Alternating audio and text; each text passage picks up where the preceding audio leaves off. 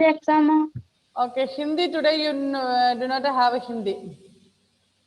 Hindi miss is on leave today.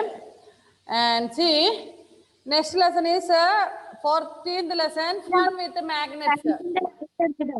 Huh? Science in the test. Okay. You didn't see my message? Okay, sorry. അപ്പോൾ നമ്മുടെ 14th lesson മാഗ്നറ്റിനെ കുറിച്ചാണ്. നിങ്ങളൊക്കെ ചെറുതും വലുതുമായിട്ട് പലതരത്തിലുള്ള മാഗ്നറ്റുകൾ കൈകാര്യം ചെയ്തിട്ടുള്ള ആൾക്കാരാണ് അല്ലേ? മാഗ്നറ്റ് എന്താണെന്നൊക്കെ നിങ്ങൾക്ക് അറിയാം. കാന്തം അല്ലേ? നമുക്കറിയാം മാഗ്നറ്റ് അട്രാക്ട് ചെയ്യും. എന്തിനെ? Metals like iron and all. അയണിനെ പോലെയുള്ള മെറ്റൽസിനൊക്കെ അട്രാക്ട് ചെയ്യുന്നതാണ്. What is a magnet? More than 2500 years ago, the Greeks discovered a certain type of black stone that had the power of attracting pieces of iron. Nearly 2500 years ago, the people of Greek, ഒന്ന് ആലോചിച്ച് നോക്കുക, 2500 ഇയേഴ്സിന്റെ ago ഉള്ള ആൾക്കാരുടെ life എങ്ങനെയായിരുന്നു എന്നുള്ളത്. അന്നത്തെ കാലത്തെ ആൾക്കാര് ആണ്. അപ്പൊ അവര് ഒരു 2500 വർഷങ്ങൾക്ക് ബാക്കില് the people of Greek understood that, or they realized that some black color metal item is attracting iron. ഒരു ബ്ലാക്ക് കളറിലുള്ള സ്റ്റോണ് അത് അയണിനെ അങ്ങോട്ട് വലിച്ചെടുപ്പിക്കുന്നതായിട്ട് കാണുന്നത്. അതിൻ്റെ അടുത്തുകൂടെ അയൺ ആയിട്ട് ബന്ധപ്പെട്ട എന്തെങ്കിലും സാധനങ്ങൾ, അയൺ ഐറ്റംസ് എന്തെങ്കിലും പോയിട്ടുണ്ടെങ്കിൽ അതിനെ അങ്ങ് വലിച്ചെടുപ്പിക്കുന്നതായിട്ട് they could understand. The story goes that Magnus, a shepherd, had a stick with a small iron piece attached at the end. One day, his stick got stuck to a black rock. It was found that the rock had the property of attracting iron. The Greeks named the rock magnetite. Magnetite is made up mainly of a chemical called iron oxide. ഈ കാന്തത്തിന് magnet എന്ന പേര് വരാനുള്ള കാരണമുണ്ട്. Magnet എന്ന പേരിടാൻ കാരണമുണ്ട്. അതാരാ? നമ്മുടെ ഹലീമയല്ലേ? ഹലീമയുടെ chair മാത്രമേ ഉള്ളൂ. ഹലീമ എവിടെ പോയി മുത്തേ? ഇവിടെ ഉണ്ടോ ആള്? ഹലീമക്കുട്ടി പോയാ പിന്നെ? ഓക്കെ. അല്ല, നമ്മുടെ ശ്രീവിഷ്ണു എവിടെ പോയി? അപ്പം തുടങ്ങുന്ന സമയത്ത് ശ്രീവിഷ്ണു ഉണ്ടായിരുന്നു, ഹലീമ ഇല്ലായിരുന്നു. ശ്രീവിഷ്ണു വന്നപ്പം അല്ല, ശ്രീവിഷ്ണു പോയപ്പോൾ ഹലീമ വരുന്നുണ്ട്. ഹലീമ ഇല്ല, ടേബിൾ മാത്രമേ, ചെയർ മാത്രമേ ഇവിടെ ഉള്ളൂ. ഹലീമ വേറെ അറിയോ? തിരിച്ചു വന്നോ? എവിടെ പോയായിരുന്നു?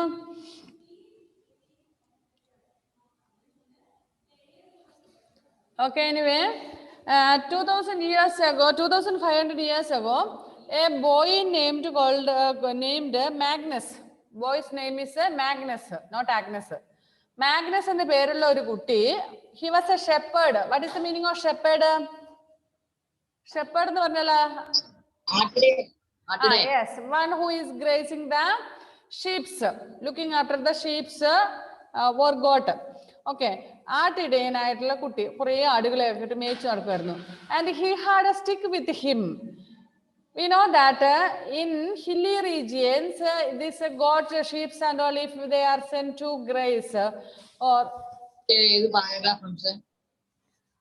page number 162, first paragraph, lesson number 14. Okay, so usually when these shepherds move, they will have one stick with them. What is the reason for that? Because they have to look after the sheep or goat, whatever they have. അവരുടെ കൂടെയുള്ള sheep അല്ല got ഏതാക്കിയാണോ അതിനെ മേയ്ക്കണമെങ്കിൽ നമുക്കറിയാം ആടിന്റെ ഒരു സ്വഭാവം എന്താണ്? ഇങ്ങോട്ട് വിളിക്കുമ്പോൾ അങ്ങോട്ട് പോകും, നിങ്ങളെ പോലെ. അതായത് അഴിച്ചു വിട്ടാൽ പിന്നെ പഞ്ചായത്തും കടന്ന് ബ്ലോക്കിലും ഡിസ്ട്രിക്റ്റും ഒക്കെ കടന്ന് വേണേ പൊക്കോളും. ആടിനെ കെട്ടിയെടുത്തുന്ന കുറ്റി അഴിഞ്ഞു പോയാൽ ആടിന്റെ ഒരു സ്വഭാവം എന്താണെന്നറിയാമോ? അഥവാ നിങ്ങളൊക്കെ വീട്ടിൽ ഗോട്ടുണ്ടോ? How many of you have got at home?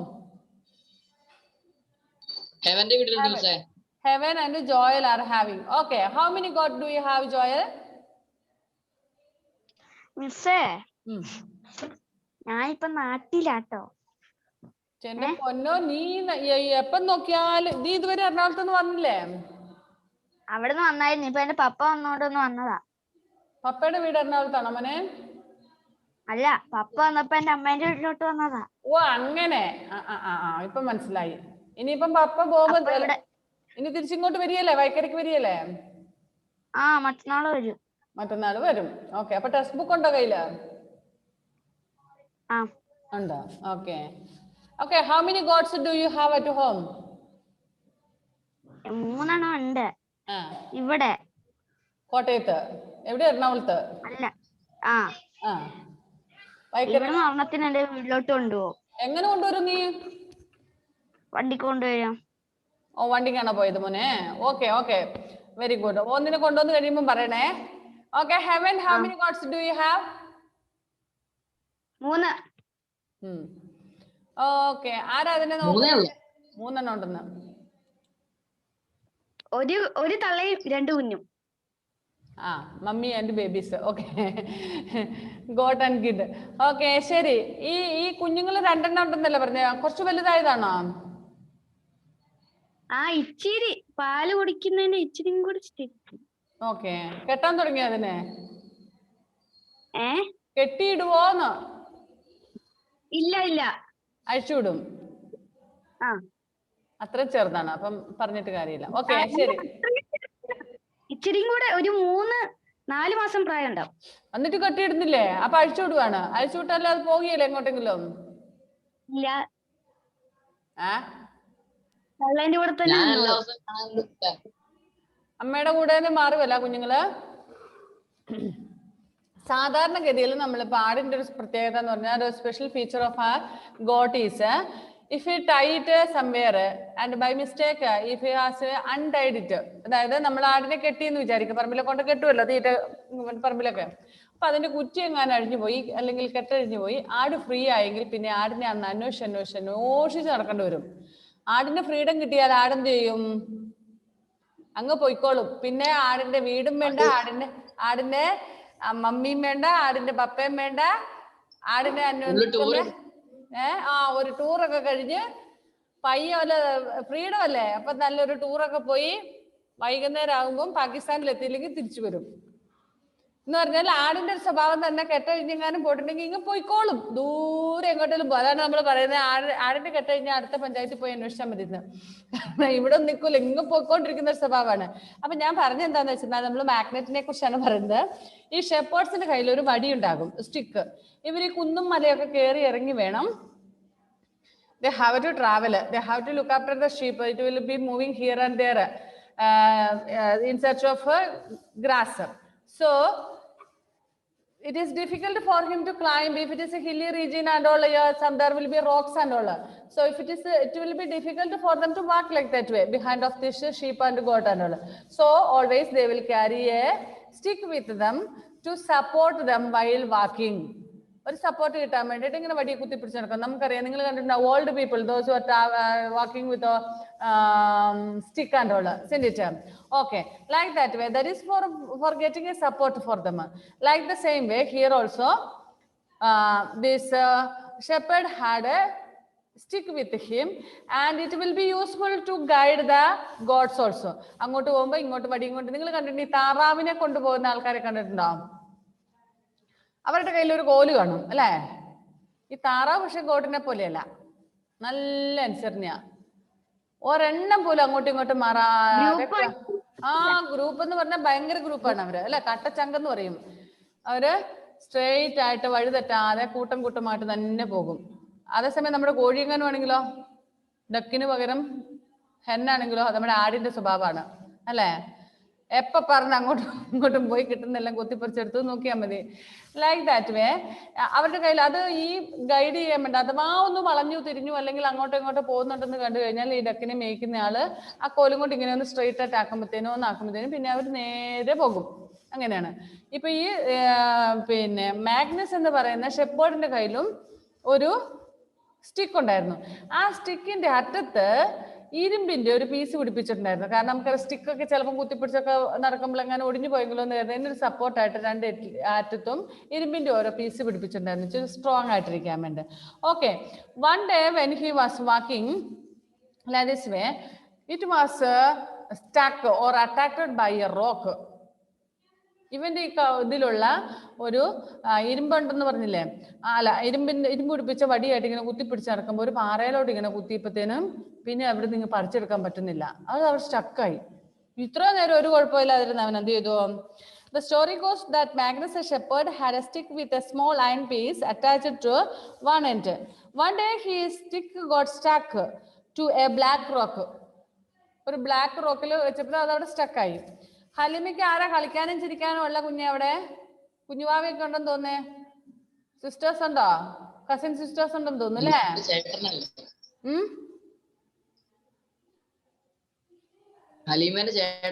ചേട്ടനെന്ന് എണീറ്റ് പോയി. പിന്നെ അവിടെ ഒരു പെങ്കൊച്ചിനെ കണ്ടായിരുന്നു. പെങ്കൊച്ചാണോ ആങ്കൊച്ചാണോ? ചെറിയ കുട്ടീനെ കണ്ടായിരുന്നു. കസിൻ സിസ്റ്റർ ആണോ അവളെ? ഹലിമ പോയോ? Halima, in which class your brother is studying?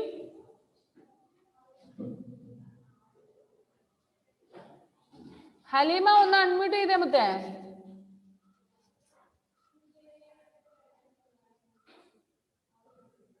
കേൾക്കുന്നുണ്ടോ മുത്തേ? In which class your brother is studying? 8th class. 10th SLC? 8th. Okay. In which school now? St. Mary's High School. St. Mary's. He was our True Light student, Pullingham School student. Now since yes. ഞാൻ ഹലീമിനെ ചേട്ടനെ പല പ്രാവശ്യം എല്ലാ ദിവസവും ബസ്സിൽ ഞാൻ പോയിക്കൊണ്ടിരിക്കുമ്പോൾ കാണുമായിരുന്നു. Yes. He's a student. He was a student of True Light. Now since he is in 8th, he has joined to St. Mary's School. Okay, good. Okay. Anyway, when this boy was walking with the stick, he got stuck with that rock. ആ റോക്കില് സ്റ്റക്കായി പോയി. എന്നിട്ടോ it was found that the rock had the property of attracting iron. അപ്പം മനസ്സിലായി ഇരുമ്പിനെ എല്ലാം ആകർഷിക്കാൻ ഈ കല്ലിന് കഴിയുന്നുണ്ടെന്ന് മനസ്സിലായി. ആക്ച്വലി നമ്മുടെ മാഗ്നറ്റ് എന്ന് പറയുന്നത് ഒരു സ്റ്റോൺ ആണ് കേട്ടോ. ഓക്കെ, അപ്പൊ ഈ കല്ലിന് ഇരുമ്പിനെ ആകർഷിക്കാനുള്ള കഴിവുണ്ടെന്ന് അവർക്ക് മനസ്സിലായി. The Greeks named the rock magnetite. Magnus എന്ന് പറയുന്ന ഷെപ്പേർഡിന്റെ സ്റ്റിക്കല്ല അതിൽ സ്റ്റക്കായത്. അതുകൊണ്ട് they named that rock as a magnetite. Magnetite is made up mainly of a chemical called iron oxide. Iron oxide എന്ന് പറയുന്ന കെമിക്കൽ കൊണ്ടുണ്ടാക്കിയ, അതായത് നമുക്കറിയാം there are minerals on the rock. അല്ല ജോയൽ ആർ യു ട്രാവലിംഗ്? അത് camera വട്ടം കറക്കുന്നതാണ് ഇങ്ങനെ. Easy ചെയറിലിരുന്ന് കറങ്ങുന്നാന്ന് തോന്നുന്നു അല്ലേ? വെറുതെ അല്ല, ഞാൻ വിചാരിച്ചു വേണ്ടാ. കണ്ടോ, ക്യാമറ കറക്കുന്നതോ ഈസി ചെയറിലിരുന്ന് കറങ്ങുന്നതോ എന്തുവാട്ടെ. ഓക്കെ, അപ്പൊ നമ്മുടെ മാഗ്നറ്റ് എങ്ങനെയാണ് ഇപ്പൊ ഈ കാന്തത്തിന് മാഗ്നറ്റ് എന്നുള്ള പേര് വന്നതെന്ന് മനസ്സിലായോ? Because a boy, a shepherd named Magnus had a stick with him to support while walking and to guide the sheep. Then that stick had a iron piece attached to one end. One day when he was walking, he just stamped on that and his stick got stuck on a rock. So they understood that rock had the capacity to attract the iron, and so they named that magnetite. And magnetite is mainly made of a chemical called iron oxide. Iron oxide എന്ന് പറയുന്ന ഒരു chemical ഉപയോഗിച്ചാണ് ഈ magnetite ഉണ്ടാക്കിയിരിക്കുന്നത്.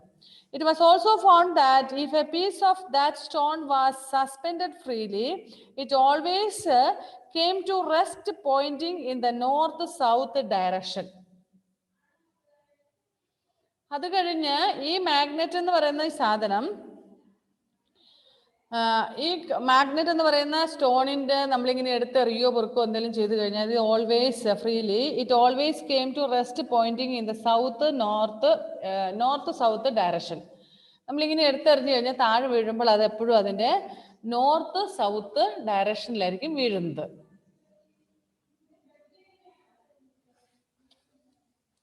This property of the stone was found to be very useful in determining direction.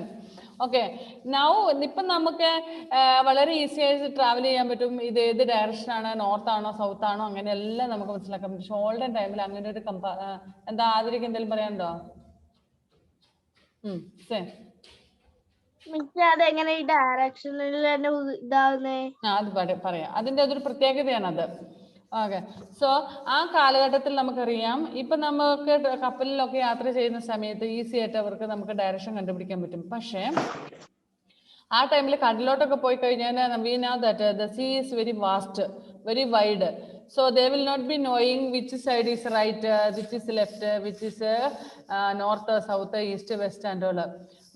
Then ഇവർക്ക് ഇനി ഇപ്പൊ എങ്ങോട്ടാ എവിടെയെങ്കിലും പോകാൻ ഉദ്ദേശിച്ച് ഏതെങ്കിലും ഒരു രാജ്യത്തേക്ക് പോകാൻ ഉദ്ദേശിച്ചാണ് കപ്പലിൽ കയറിയെങ്കിൽ ആ രാജ്യത്തേക്ക് തന്നെ എത്തിപ്പെടണമെന്നില്ല. കാരണം കടലിൽ അത്രയും വലിയ കടലിൽ നമ്മൾ എങ്ങോട്ടാ പോകുന്നത്, റൈറ്റിലാണോ ലെഫ്റ്റിലാണോ അതെയോ സൗത്തിലാണോ നോർത്തിലോ ഒന്നും മനസ്സിലാവത്തില്ല അല്ലെ. സോ അങ്ങനെ ഉള്ള ആ ഒരു അവസ്ഥയിൽ ഈ പറയുന്ന മാഗ്നറ്റ് എന്ന് പറയുന്ന സാധനം എപ്പോഴും നോർത്ത് സൗത്തിലേക്ക് മാത്രമേ വീഴുകയുള്ളൂ എന്ന് മനസ്സിലാക്കി കഴിഞ്ഞപ്പോൾ അവർക്ക് മനസ്സിലായി ഇനി ഒരു കോമ്പസ് ഒക്കെ ഉണ്ടാക്കാൻ പറ്റും. മാഗ്നറ്റ് ഉപയോഗിച്ച് കോമ്പസ് ഉണ്ടാക്കി, അതായത് വടക്ക് നോക്കി യന്ത്രം ഉണ്ടാക്കി പിന്നെ ട്രാവൽ ചെയ്യാൻ തുടങ്ങി. Then they could easily find out the directions. I will try to share a screen.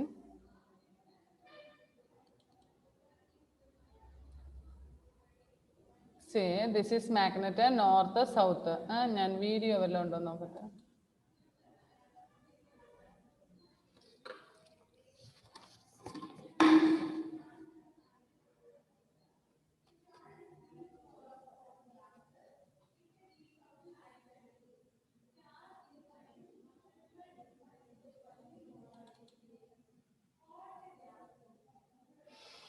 A handy wetness indicator, so you'll always know when it might be time to change.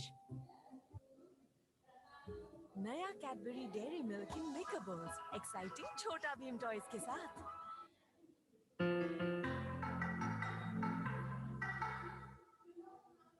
You must have seen a magnet with this shape before. It's called a bar magnet. It looks like a chocolate bar. What happens if we bring it near an iron nail? We know that as we bring it closer to the nail, at some point the nail moves towards the magnet and sticks to it. Can you hear the sound? There until we manually separate it. പറയുന്നത് കേൾക്കുന്നുണ്ടോ അവര്?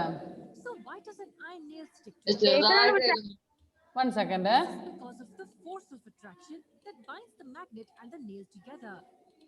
This force is applied by the magnet on the nail, and hence it's called a magnetic force. ഇപ്പൊ നല്ലപോലെ കേൾക്കാം sir. What happens if we bring it near an iron nail? We know that as we bring it closer to the nail, at some point the nail moves towards the magnet and sticks to it. Moreover, it remains there until we manually separate it from the magnet. So why does an iron nail stick to the magnet? This is because of the force of attraction that binds the magnet and the nail together. This force is applied by the magnet on the nail, and hence it's called a magnetic force. Here is one interesting question that I want you to answer. Is magnetic force a contact force? In other words, is the contact between a magnet and the nail necessary for the magnet to attract the nail? Let's look at the animation in slow motion. We are moving the magnet towards the nail. And at this point, the nail also begins to move towards the magnet. It means the force came into action even when there was no contact between the magnet and the nail. Hence, we can say that a magnetic force. Okay, here they ask the question whether the magnet force is a contact force. അതായത് അതിൽ touch ചെയ്താൽ മാത്രമേ അയണും മാഗ്നറ്റും കൂടെ touch ചെയ്താൽ മാത്രമേ മുട്ടിയിരിക്കുകയുള്ളൂ എന്ന് അല്ല. നമ്മൾ കണ്ടു, നമ്മൾ കാന്തം അങ്ങ് നീക്കി കുറച്ചെത്തുമ്പോഴേക്കും അയൺ ഓടി വന്ന് ഇതിനെ പിടിക്കും അല്ലേ?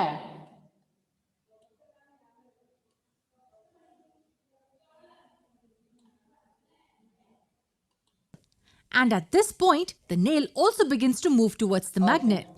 It means the force came into action even when there was no contact between the magnet and the nail. Hence, we can say that a magnetic force is not a contact force. Contact is not necessary for the magnetic force to work on the nail. To understand this better, we bring this magnet close to the nail and move it slightly up in the air. You will find a slight movement in the iron nail as well. This means that the iron nail is under the influence of a magnetic force even though it's not in contact with the magnet. It again proves that a magnetic force is not a contact force. So we can say that it's a non-contact force. The force exists even though the magnet is not in contact with the iron. But what does this non-contact nature of the magnetic force tell us? It tells us that there is an invisible field produced by the magnet in the space around it. And if you bring any ferromagnetic material in this field, then it experiences that force of attraction. We cannot see this field, but it exists. This field is produced by a magnet and hence it's called a magnetic field. Now I'll ask you an interesting question. Do you think the strength of this field is even throughout the area around the magnet? Let me explain this to you with a relatable example. Assume that there is a working Wi-Fi router present at some location. It gives off signals in all the directions in some range. Now, in order to connect a mobile phone to the internet, we need to bring it in this range only. This signal will be stronger nearer the router. The closer you bring your cell phone to the router, the stronger the signal will be. One can think of magnets in the same way. A magnet has a magnetic field around it. Yes. The strength of this field is greater closer to the magnet and decreases as we go further away from it. No, കാണുന്നില്ലേ? As you bring any ferromagnetic object in this field, it experiences a magnetic force. The closer we bring that object to കാണുന്നില്ലായിരുന്നോ? Okay okay, അത് മുഴുവൻ കാണാൻ വേണ്ടിയാണ് ഞാൻ വെച്ചത്. Okay, ഇനി ഇതിൽ നിന്ന് നിങ്ങൾക്ക് മനസ്സിലാക്കാൻ പറ്റുന്ന എന്താണ്? It is not a contact force. അതായത് ടച്ച് ചെയ്താൽ മാത്രമല്ല, അതിന്റെ അടുത്തേക്ക് എത്തുമ്പോഴേക്ക് ചുറ്റിപ്പിടിക്കും, അതിനെ ചാടിപ്പിടിക്കും അല്ലെ. ഇനി ആ മാഗ്നറ്റ് നമ്മൾ അവിടെ നിന്ന് ഇങ്ങോട്ട് മാറ്റിയിട്ട് ഇപ്പം സപ്പോസ് അതിന്റെ മുകളിൽ കൂടെ അങ്ങോട്ടോ ഇങ്ങോട്ടോ മൂവ് ചെയ്ത് കഴിഞ്ഞാൽ നമുക്ക് കാണാൻ പറ്റും ആ നെയിൽ അല്ലെങ്കിൽ ആണി അതിനെ എങ്ങനെ മൂവ് ചെയ്ത് പെട്ടെന്ന് അതിനെ അട്രാക്ട് ചെയ്യാൻ വേണ്ടി അങ്ങോട്ടും ഇങ്ങോട്ടും. ഞാൻ സപ്പോസ് എന്റെ കയ്യിൽ ഒരു ആപ്പിൾ ഉണ്ട്, നിങ്ങളോട് പിടിച്ചോ എന്ന് പറയുമ്പോൾ ഞാൻ അങ്ങോട്ടും ഇങ്ങോട്ടും മാറുമ്പോൾ നിങ്ങളുടെ കൈയും മാറും അത് പിടിക്കാൻ വേണ്ടി. Like the same way here that nail will move according to the magnet moves. Okay. It was also found that if a piece that was stone suspended freely, it was came in rest pointing the north-south direction. This property of the stone was found to be very useful in determining directions. It was therefore named lodestone, which means leading stone, as it was used for leading for directing people. So, Joel, എന്താ പറയുന്നേ? Unmute അൻസേ.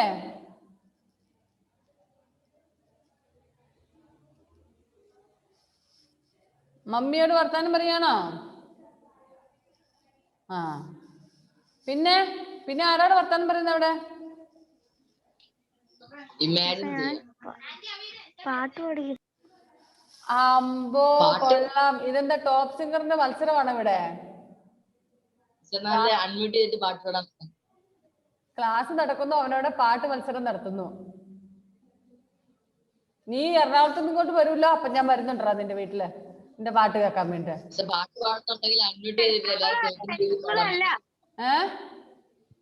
Ernakulam അല്ല, എവിടെയോ എറണാകുളത്തല്ലോ. അവനിവിടെ ഇല്ല, അതുകൊണ്ട് അവന് ധൈര്യമായിട്ട് അറിയാം പാട്ടൊക്കെ പാടിയിരുന്നാലും നമ്മൾ അങ്ങോട്ട് ഇപ്പൊ ചെല്ലിയല്ലെന്ന്. ഇല്ലടാ, നീ വരൂല ഇങ്ങോട്ട്, കൈക്കരിക്ക് ലാൻഡ് ചെയ്യല്ലേ? ഓക്കെ, പൊക്കിക്കോളാം. ശരി.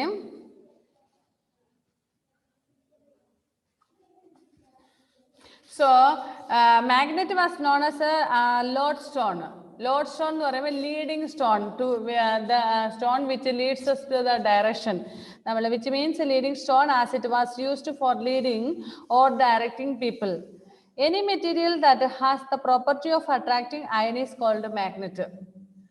Iron attract ചെയ്യാൻ അല്ലെങ്കിൽ ആകർഷിക്കാൻ വലിച്ചെടുക്കാനുള്ള കപ്പാസിറ്റി ഉള്ള എല്ലാ മെറ്റീരിയലിനും നമ്മൾ മാഗ്നറ്റ് എന്നാണ് പറയുന്നത്. മാഗ്നറ്റ്സ് കണ്ടുപിടിച്ചതുകൊണ്ടാണ് മാഗ്നറ്റ് എന്ന പേര് പറയുന്നത്.